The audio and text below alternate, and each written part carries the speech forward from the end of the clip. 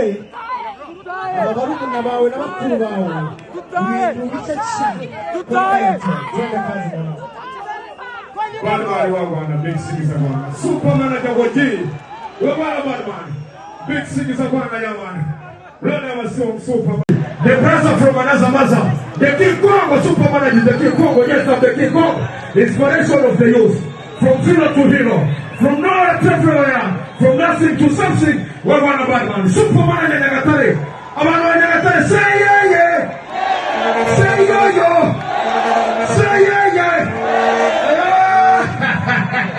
super wabana badman abantu wese bakakumva inyamaswa utarayibona I'm the one badman wabana Superman ajagoji ya izuru ryo mubireka kugerageza hano impamvu mubona abahanzi bose bari hano bose ni Airtel n'umurongo ngiye kubabwira ikintu wese mwari mutazi Lake MC Lake number one best MC in Rwanda wari ubizi yuko ikoresheje Airtel abantu bose nagira babwire ngo bareke guhendwa aho badahenda ni muri Airtel umurongo uguha ibirenze kandi bidahenze Airtel n'umurongo uguha Airtel n'umurongo uguha ibirenze Airtel n'umurongo uguha wabana badman Superman arakuze cyane amashimwe cyane kuri Super supporting the police supporting the band wabana badman shout to the people arakuze cyane muvandimwe thank you so much my brother Super Manager yereka ngomeze mpagase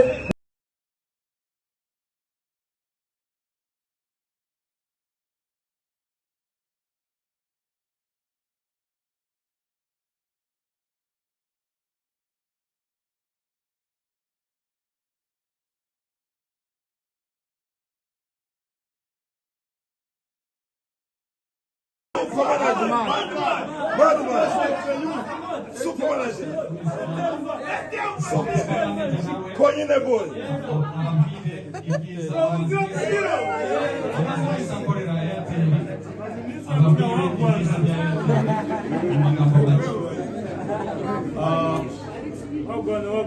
Badman. First of all, I would like to take this opportunity and thank you very much, Airtel, for appreciating my deeds. And for, first of all, giving me the chance and the opportunity of being the brand ambassador of Airtel. yes Before President was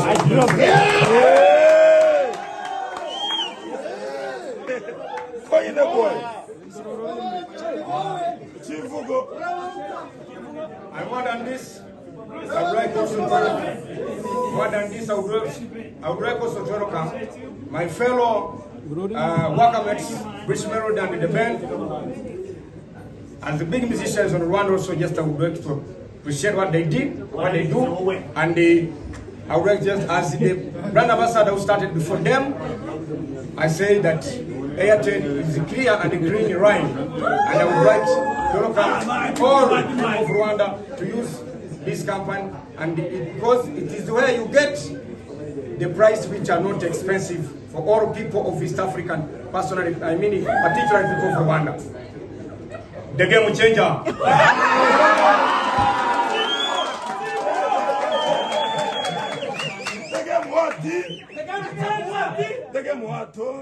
The game changer.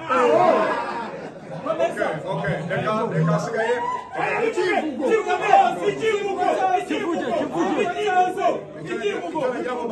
Abanyarwanda batabyumvishije Airtel ubungubu niho bibera Airtel umuntu wese ushaka tugira slogan ivuga ngo Airtel ni umurongo uduha ibirenze kandi bidahenze bakakanya ndashimira abahanzi b'abanyarwanda bakomeye na Debeni n'abahanzi batwaye music yacu kuri international level. Of course tugomba kubyemera kandi nanjye uba bavuze ngo niba najya gukorana n'abo bantu izina ryanjye urumva ko nanjye ikindi yarabajije niba dufata Super Manager nk'umuhanzi njye mufata nka brand ambassador wa Airtel cyane cyane ko aricyo cyatuzanya aha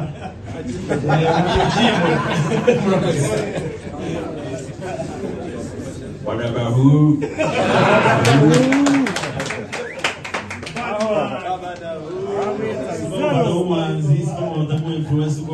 It's a big deal, man.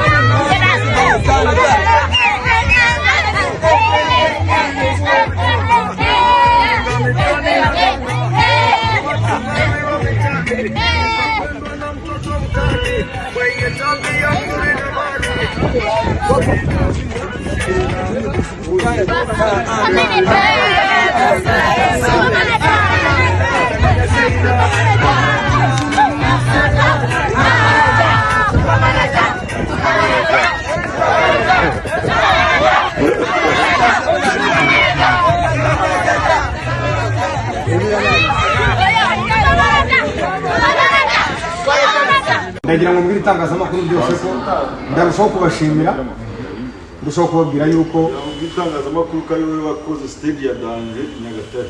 Stage ya Danje narayikoze Nyagatare, nakoze stage ya Danje kuko kandi nanone bariya bahanzi bashimira Imana kuko Airtel yabahuje n'umuntu ukomeye nkanjye ntibari buzapfe bambonye. Urabona ko ari ikintu gikomeye cyane kuko urumva n'ubundi Bruce Melody ntawe bari buzapfa mbonye, ariko kubera Airtel yamuhaye amahirwe yo kongeraho. Ibyo byose mwese murabizi.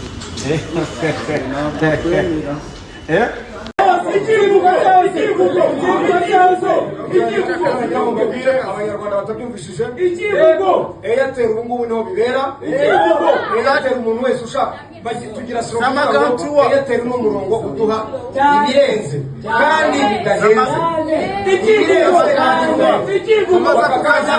Ndashimira abahanzi b'abanyarwanda bakomeye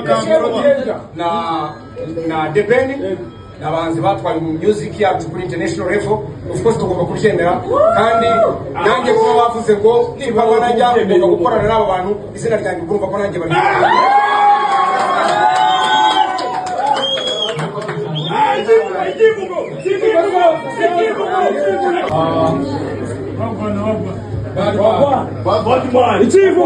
First of all, I want to take this opportunity and thank you very much.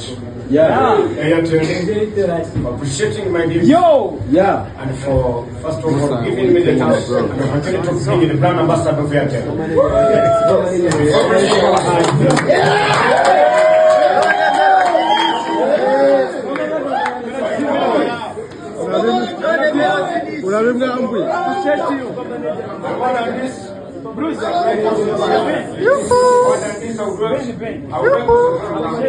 My fellow workmates, Bruce Melody and the band, and the big musicians on one also just I would like to appreciate what they did, what they do, and I would like just ask the brand ambassador who started before them.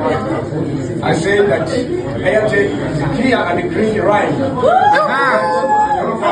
All of Rwanda to use this company, and because it is where you get the price which are not expensive for all people of East Africa. Personally, I mean, particularly for Rwanda.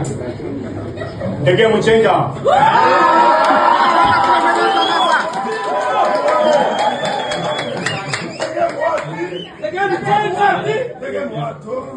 The game will change up.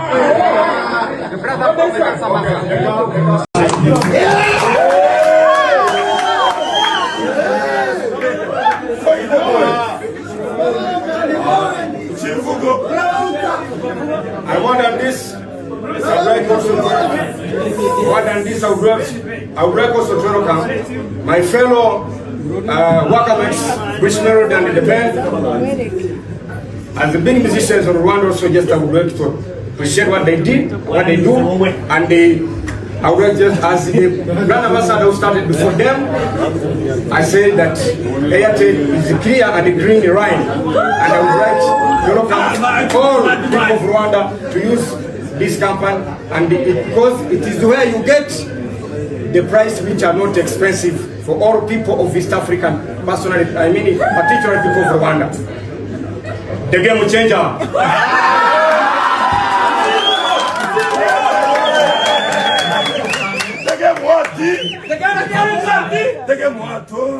The game changer. Okay.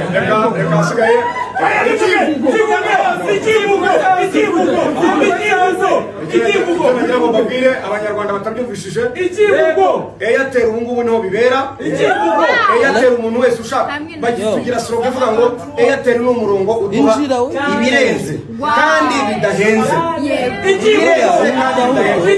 Wakakanya ndashimira abahanzi b'abanyarwanda bakomeye na Debeni n'abahanzi batwaye music yacu kuri international level. Of course tugomba kubyemera, kandi nanjye kuba bavuze ngo super manager ugomba gukorana n'aba bantu, izina ryanjye urumva ko nanjye bari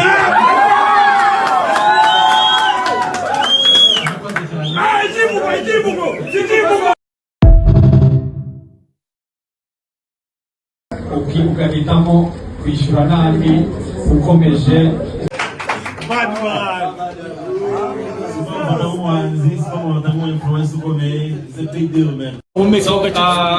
mwakoze cyane, ntabwo turi bubatindire. Hano dufite umuyobozi wacu Mr. Suje, turaza kumuha ijambo.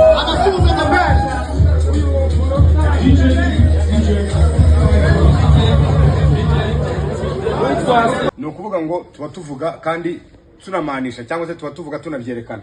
Murareba mwese nkangaha, ibi ni ibitanda bya matora byitwa Siesta, ariko bikorwa n'uruganda rwa Matora Dodoma.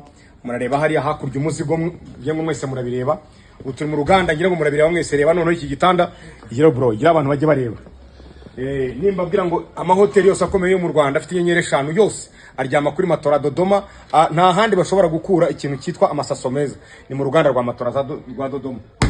Reba tugira slogan ivuga ngo ibanga Matora ryo Dodoma, ibanga ryo kuryama neza. Gira ubuzima bwiza, tekereza neza, kora akazi kawe neza, teza imbere family yawe n'igihugu cyawe, uryamira Matora za Dodoma. Matora Dodoma, ibanga ryo kuryama neza.